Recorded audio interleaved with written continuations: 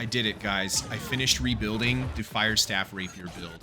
Oh my god, it's so good. It is so good. The damage is insane. The mobility is amazing. The healing's amazing. This is just the classic Fire Staff Rapier light armor just pushed to the max. Now, I know I'm calling this the perfect build, but it's actually not quite perfect yet. There are some set pieces we could add to it to improve the build a little bit further.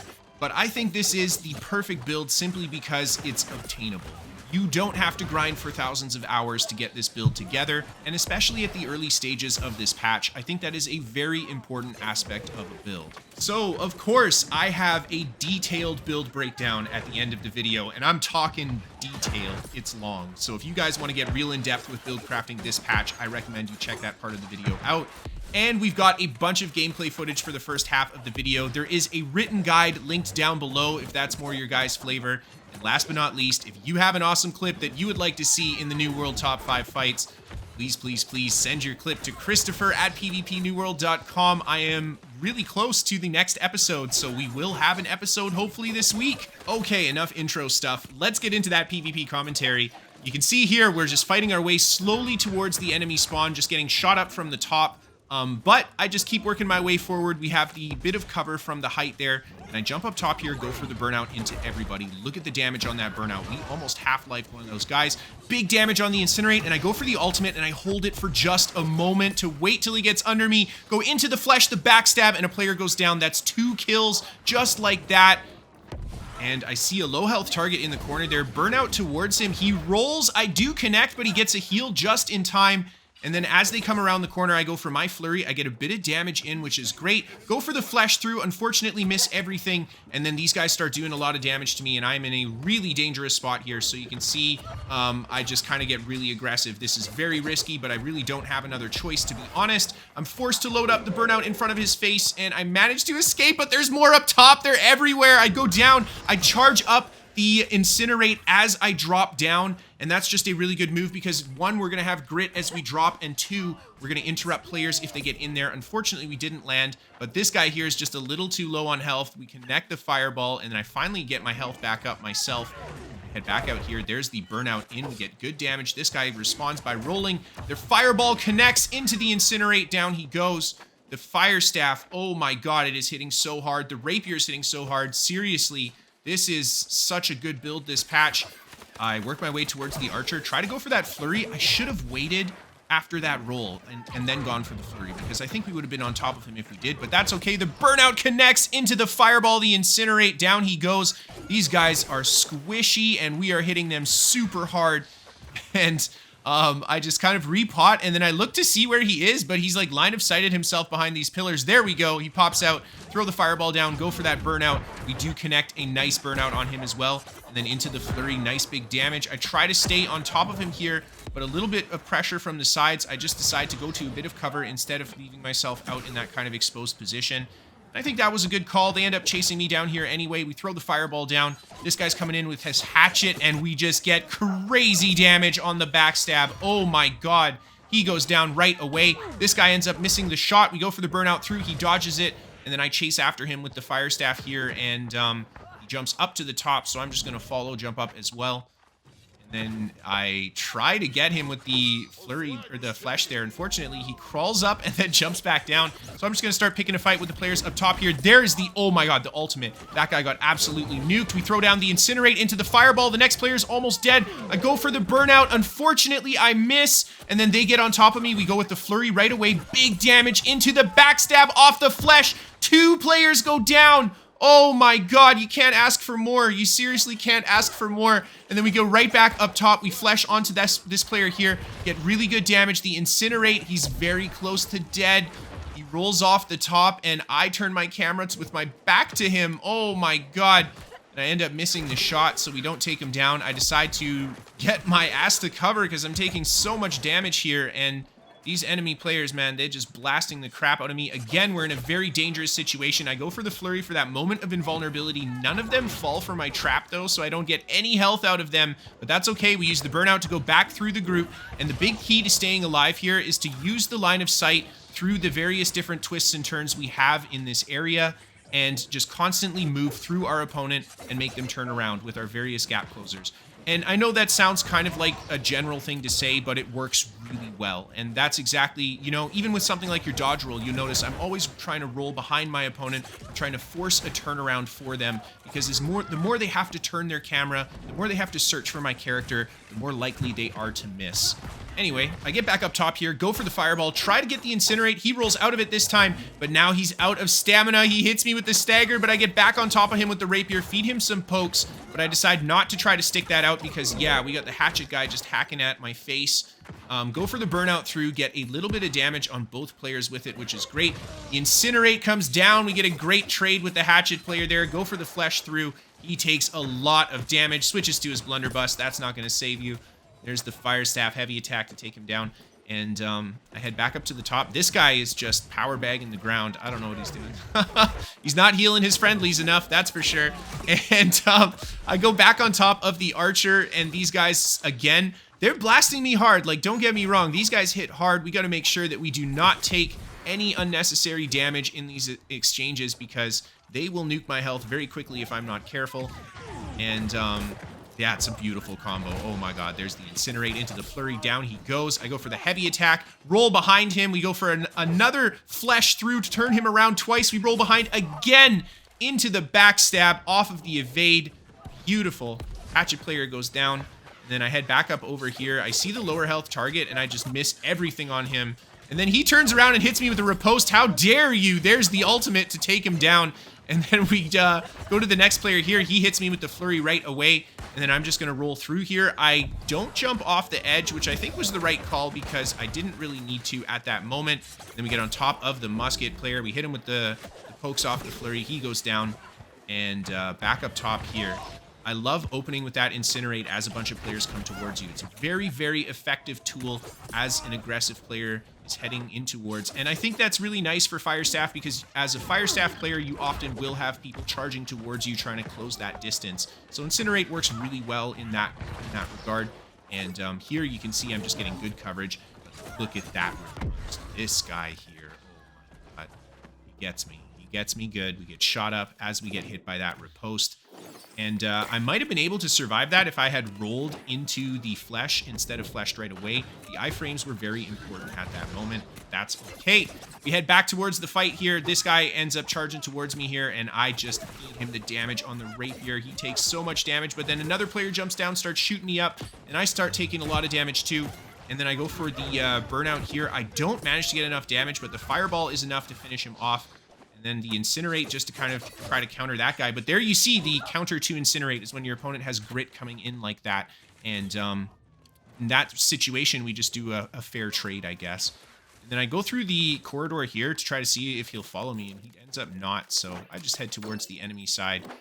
And yeah, just kind of run around looking for kills. I think we have like one more kill in this video. That's it. Here's the guy. Oh my god, it's the guy who riposted me. We got to get this guy.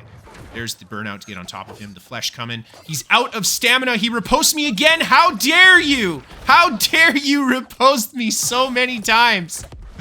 Oh my god. And then the game ends. And that's it.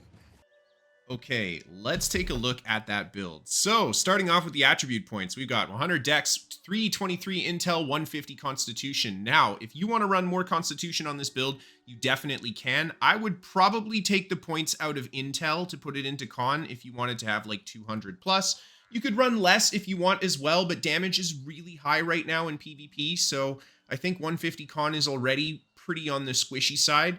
100 Dex is really nice this patch because Fire Staff is now scaling from Dexterity as well as Intelligence, so we don't lose out on as much damage on the Fire Staff there. We got 1600 damage on the Fire Staff, 1300 on the Rapier, so a little bit better Fire Staff damage than previously, which is really good. And a big reason why I opted to not go for the 350 Dex passive is because, or Intel passive, is because it only gives 3% ability damage now. It is nowhere near as good as it used to be if you compare it to like the strength one, which is 5% base damage to abilities and the final in your light attack chain.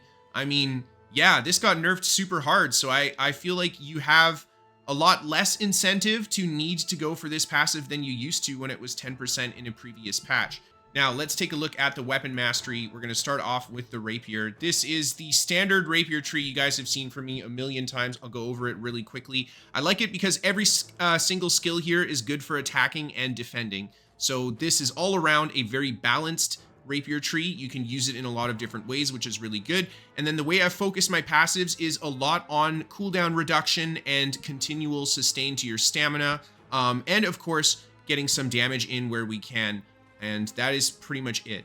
And then let's take a look at the Fire Staff. I have made some changes to my Fire Staff. I'm actually running Incinerate with the first 3 passives now. I'm not going for Flame Out for the Empower, and I'll talk about that when we go over the gear, but that's definitely not a necessary passive to get. And yeah, I actually quite like this. Removing a debuff when we use the Incinerate is really nice if we hit somebody. And then of course the Weaken Incinerate is a really good counter move to use as an opponent is coming in. So applying that Weaken just makes it work even more in that regard. And then when you switch to the Rapier, you have a little bit more durability thanks to that Weaken. But anyway, this is a nice Fire Staff tree. It's really good. I really like Backdraft, of course, on the Fire Staff as well. And then let's take a look at the equipment that I'm running on this build. So I'll go over this one bit at a time, starting off with the finisher. We've got Thrust Harnessing, Omnidirectional, Evade. Omni, of course, being the best damage perk that we can put for the skill here. You could go for the Backstab from Flesh if you want.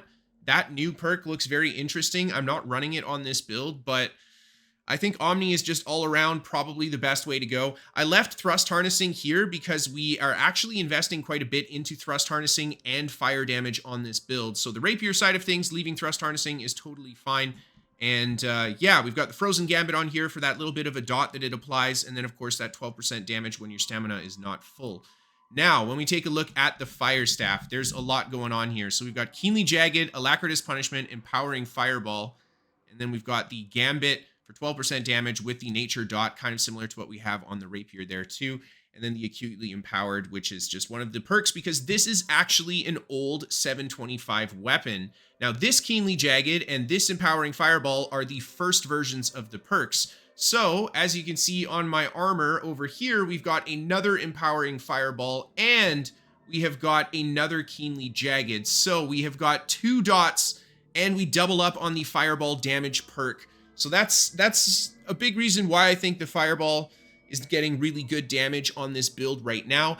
That being said, guys, I don't know if this is going to stay in the game, so don't go trying to invest into a staff like this. You know, you could go and you could start making Empowering Fireball staves with weapon matrices and maybe roll something really nice, but it might get nerfed. So just keep that in mind that, you know, I'm only using this because I had this already. This wasn't something I went and purchased. So yeah. You don't have to double up on these perks if you don't want to. Seriously, there's so many strong, good perks to choose from this patch. It's not like it's a necessity to double up on them. The Alacritous Punishment is the really important perk for the staff, in my opinion. And I say that because it is kind of a hard perk to come by on the Fire Staff. I think you can only get it through the PvP reward tracks for the Alacritous Punishment 2 perk. It's very rare. So the Alacritous Punishment 1 works as well, but again, you'll have to use an old staff that has Alacritous Punishment plus the Fireball if you want to go that route, kind of like I did here. Now, let's take a look at the equipment or armor side of things. The first piece here, the leather hat, we mentioned the Empowering Fireball. I've got Thrust Conditioning and Shirking Fortification. These aren't amazing. I do have 2 Thrust Conditioning on this build, so we do have a little bit of Thrust Resistance, which is nice because Musket and Bow are very popular right now. But, yeah, I would rather have some different perks here, like maybe, I don't know, Sacrificial Empowerment if I could get it. But this is just the gear that I had and the perks that worked out with the gear that I had. So if you're like me, you don't need to have absolutely perfect everything. You just kind of need to have the right kind of slots that you want, and 1 out of 2 of the infix perks is usually more than enough. And then we take a look at the next piece here. I've got another Thrust Harnessing. So here we go, 3 pieces of Thrust Harnessing already, and the 4th one is going to be on the gloves. And that's a big reason why the Rapier still hits so hard on this build. We've built into Thrust and we've built into Fire. You can see the gems on this are both being Ignited Elemental Ward gems, which give you an additional fire damage bonus. And then, of course, Vital Synergy on the chest, an absolute must-have. Sacrificial Empowerment is the perk of choice here. And I also have Keenly Fortified. I really like Keenly Fortified this patch. 15% Fortify. I think it goes up to 18% at 800 gear score. Really strong. It has a good cooldown and refresh rate. Yeah, I quite like this perk. And then we take a look at the gloves. The gloves have Leeching Flurry 1 on them, and I am also running... No, I'm not. I just have the first Leeching Flurry perk. You could double up the Leeching Flurry if you wanted, again, kind of like the Fireball, but I think it's more important that you get Leeching Flurry 1, simply because this gives you the invulnerability versus the Leeching Flurry 2, which gives you damage reduction. The invulnerability is infinitely better. Because it just lets you win those moments when you use the flurry and you actually trade, you come out on top. Now, this piece I would recommend you try to get if you can get it. It might get nerfed, it might not, I don't know, but this one is not too hard. You can craft your own piece with Leeching Flurry on it. I actually bought this from the trading post, so there's lots of people that are making Rapier builds right now, so maybe you can find a piece on the trading post that has it. I think I paid 15K for this. It was kind of a steal, I'll be honest. And then, of course, we got Thrust Harnessing, Keenly Empowered. You want to have Keenly Empowered, you want to have Keenly Jagged, and you want to have Keenly Fortified as your perks on your armor or your weapons or anywhere. But you want to have all three of those perks on your build because they work on both weapons now. So it's very important to have those, you know, very good perks. They're very, very good. They're better than having a Thrust Harnessing or something in that place instead, or additional fire damage. You get a lot out of perks like this. But anyway, 10% Empower for 5 seconds from the Keenly Empowered. And then we start to get to the Shirking Heals. I am running 5 out of 5 Shirking Heals on this build. I think most PvP builds will be running 5 out of 5 Shirking Heals right now. Shirking Heals is very easy to come by. It didn't used to be, so that's a really positive change for that particular perk. But yeah, that is very, very good.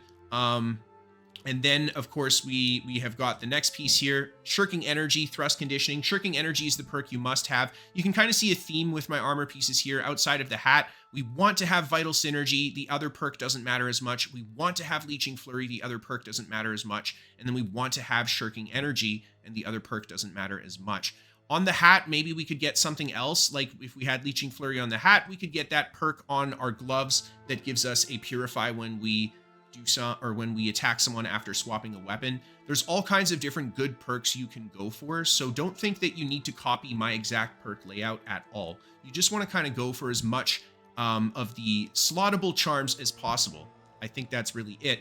And then we've got Purifying Toast on the legs alongside Keenly Jagged. And again, that elemental ward with fire damage for more fire damage. So we talked about Keenly Jagged, we talked about Purifying Toast. No, we didn't. Purifying Toast is going to let you remove a debuff when you drink a potion. So now we've got debuff removal when we use Incinerate, debuff removal when we drink a potion, and that final perk, I don't remember what it's called, but it removes a debuff when you attack an opponent with an ability after swapping weapons. If we had all three of those, we would have quite a bit of condition removal on this build. Maybe even getting it on, or getting the new condition removal perk on the necklace would be really good too. See, again, there's so many ways you can build a build like this. It's not like the way that I have it is the end all be all. Anyhow, Shirking Energy is very important to note because this is what you really want to have on these legs. But the reason why it's so important to have Shirking Energy on the legs double is because we actually get Shirking Energy on the Tumbler's feet wraps, and this stacks. Now, there are diminishing returns. I think you get about 25 stamina back, not the 20...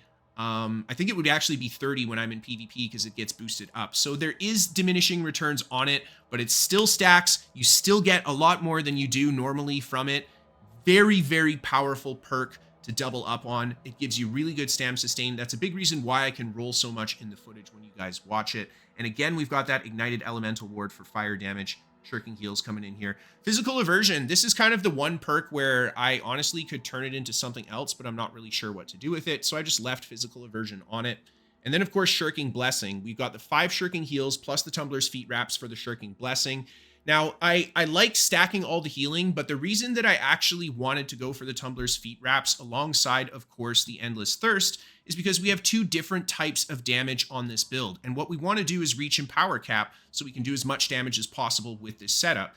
So with the Tumbler's Feet Wraps, with 4 times Thrust Harnessing, with the 4 elemental fire damage gems that we have, Endless Thirst and everything, both weapons fully buffed actually sit at 63% Empower. So this build is over Empower Cap for 2 different damage types, which is exactly why it hits so hard, which is exactly why this build works so well. And on top of it, we get some Fortify here. Stack that with our Keenly Fortified. Fuck yeah. let's move on to the jewelry here. And the amulet, we've got well-being, stamina recovery / protection. I actually would probably want to drop stamina recovery and switch it out for the purifying perk when you dodge an attack. I think it's shirking purification 2. I could be wrong if that's what it's called. It's kind of a rare perk again, but if I could get my hands on that, well-being plus the shirking purification, that would be the ideal amulet. And then / protection is great, but honestly, I could switch that out for a slottable charm. Doesn't really matter. And taking a look at the ring, we've got fire damage, healing breeze, rogue alacrity. Fire damage and healing breeze. These are the must-haves for the ring. This is going to be the hardest piece to get for this build, I think, by far, because the rings are kind of hard to farm. The easiest way to get your rings, I think, is either a world tour for 3 perk rings or catacombs for 2 perk rings. And then, of course, we got shirking heals, physical damage ward. Honestly, on the jewelry, guys, I don't think having a gem slot is worth it. I think having a infixed, sorry, not an infixed, a slottable charm perk is better. The gems just aren't great on jewelry. So yeah, but we got to have the fire damage here. We got to have healing breeze for that healing. Rogue alacrity is not bad. I mean, it's a cool perk, but I haven't really taken much advantage of it in PvP. It's great for when we're trying to chase down something like a bow player and we actually get on top of them with the rapier. So there we go. And then we've got the endless thirst as the final piece of gear here. And this is the artifact as well. The healing that this gives your potions is really good, but you absolutely must cycle between 2 potions. That's why we use the regen and the burst regen potions. And on top of it, we get a fortify and we get more empower from this. And we've got shirking heals on here. Again, physical ward for a little bit more armor. And that's it, guys. That is the build. Oh, shit. Last bit. Dark Ascent. This ultimate is really strong. It heals you for 100% of the damage done. It deals 150% Heartrune damage. It makes you invulnerable when you use it for a moment, or you can just click it right away to use it really quickly. This is a really good ultimate. You see in the gameplay, I use it in a lot of different ways, and it's very effective. So I would recommend trying this. If you're like me and you've been using Stoneform for years and years and years, this one feels kind of like Stoneform because you can now use it offensively as well, but you still have a lot of defensive utility, and most importantly, that big heal off the ultimate itself. There you go, guys. That is the build. I wanted to go over it in a lot of detail because we are at a new patch and a lot has changed with this new patch. So I wanted to talk a lot about this build. So sorry if I went a little bit too hard there. Thank you guys so much for watching, though. I hope you enjoyed the footage. I hope you enjoyed the build. I hope you have fun out there in PvP. And of course, I hope to see you next time. Have a good night, everybody.